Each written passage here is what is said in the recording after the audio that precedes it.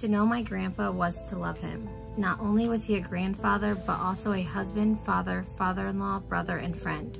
My grandpa didn't know a stranger, and if he didn't know you, give him 5 minutes. He would surely find out.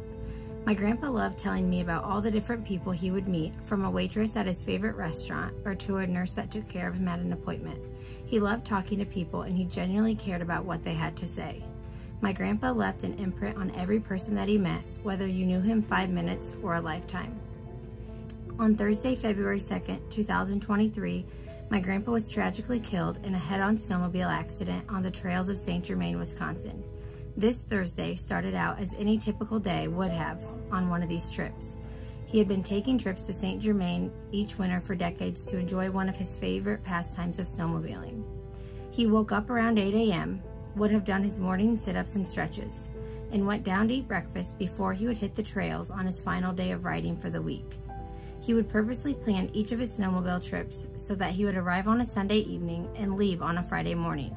He did this to avoid the weekend warriors who drove too fast and out of control for his liking. He took off around 10:30 a.m., and 30 minutes later, he was struck head-on by an oncoming snowmobile operator traveling at high speeds who failed to stay in their lane, traveling uphill on a curve. The impact killed both drivers instantly. That Thursday started off like any other typical day for me. I got up, went to school, and taught my class of first graders. The day was over and I was in a colleague's room doing some socializing.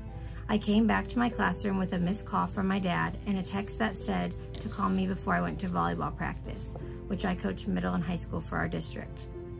Little did I know that phone call would turn my whole world upside down. The second I heard my dad's voice, I knew something was wrong.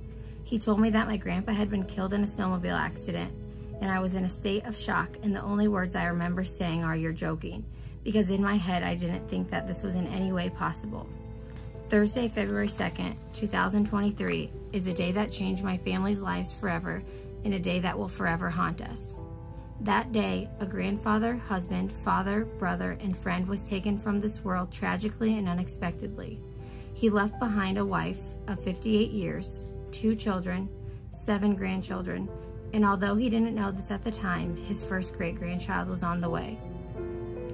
It has been almost a year since I received this phone call, and I can still feel the pit in my stomach with coming to terms that he is really gone. I sometimes have to stop myself from asking my grandma, "Where's Grandpa?" or "What's he doing?" when I walk through the door. If I could see him one last time, I would thank him for his wisdom, for teaching me the value of hard work, and for having the one best liners and advice about life. I would tell him how much I love him and give him the biggest hug. Losing him has showed me just how precious the gift of life is and how it can be gone in the blink of an eye.